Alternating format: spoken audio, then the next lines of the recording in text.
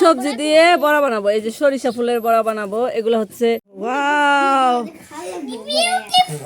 রাত হয়ে গেছে তো বোঝা যাইতেছে না। বলেন আর পাকোড়া বলেন আর এই যে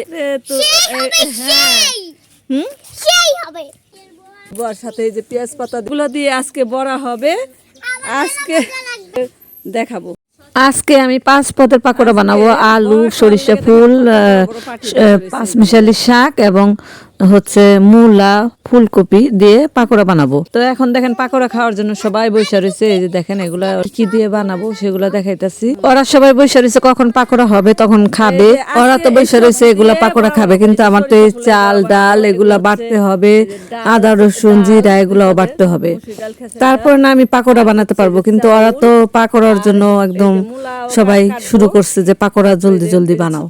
তো পাকোড়া বানানো তো এত সহজ না। এগুলো মনে করেন অনেকগুলা পাকোড়া হবে, কারণ এখানে অনেক সবজি আছে, শাকের আছে, ফুলের আছে। তো এগুলো বানাতে বানাতে আমার মনে হয় না যে আমি লাস্টের ভিডিওটা দিনের বেলা দিতে পারবো, আমার রাত হয়ে যাবে।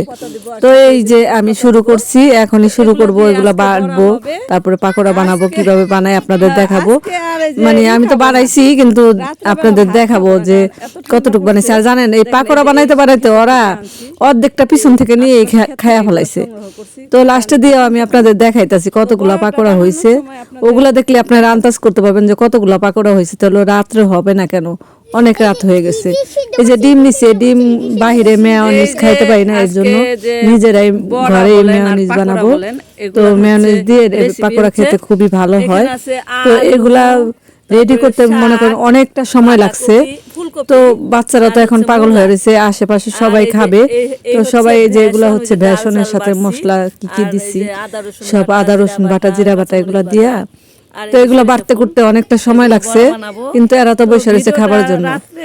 তো নূর অনেক খুশি যে খাবে, সেই হবে। তো খাওয়ার জন্য অনেক আছে, এগুলা কিন্তু অনেকগুলো হবে, একটা শ্রেণী ভরেই যাবে যতগুলো আছে। তো পরে ভেজে আপনাদের দেখাবো। যার একটা খাবার খাইতেছে, এই যে এরা কিন্তু এই যে জিভা বাই করে রাখছে খাওয়ার জন্য। আমি তো জিভা বাই করে রাখছি, দেখতেছি। ওয়াও, রাত হয়ে গেছে তো বোঝা যাইতেছে না। এই যে অনেক পদ হয়েছে, কিন্তু বোঝা যাইতেছে না।